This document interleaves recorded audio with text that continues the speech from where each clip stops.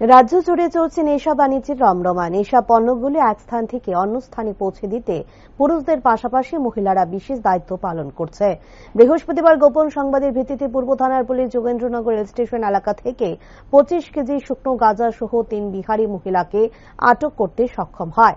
জানা যায়, বিহারের বাসিন্দা এই 3 মহিলা 25 কেজি গাঁজা পাচার করে আগরতলা থেকে রেল যোগে বিহার যাবার জন্য প্রস্তুতি নিয়েছিল।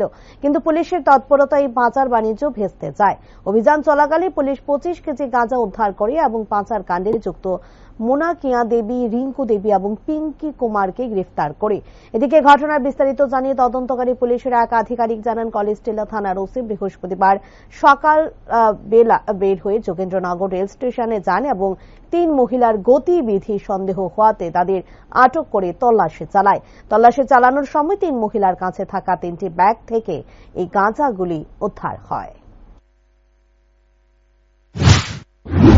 আজকে সকালবেলা যখন আমাদের এসআই শ্রীকান্ত গুহা ওসি কলেজটিলা টিওপি স্পেশাল ভেহিকেলস নিয়ে যখন বেরিয়েছে যোগেন্দ্রনগর রেল স্টেশনের এদিকে, তখনই সাসপিসিয়াসলি 3 জন মহিলা যখন যাচ্ছিল, তখন ওদের ব্যাগ ক্যারি করছিল। ব্যাগগুলিতে যখন চেকিং এর জন্য আমরা আসছিল, তখন ব্যাগে যখন চেক করে তখন দেখা গেছে এরকম প্যাকেটিং করা কিছু গাঁজার মতো দেখতে 2-3টা ব্যাগের মধ্যেই আছে।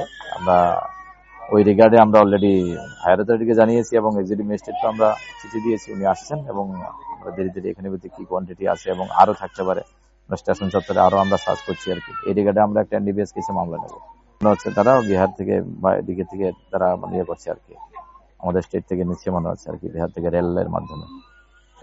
না, আমাদের নর্মাল চেকিং এর সময় আমাদের এগুলো আটক করা হয়েছে আর কি। যখন ভেহিকেল চেকিং শুরু হয়েছে, ভেহিকেল চেকিং এর সময় আমাদের অফিসার উনি আটক করেছেন। 3 জন আছে এখানে, আমাদের বাচ্চা সহ 3 জন।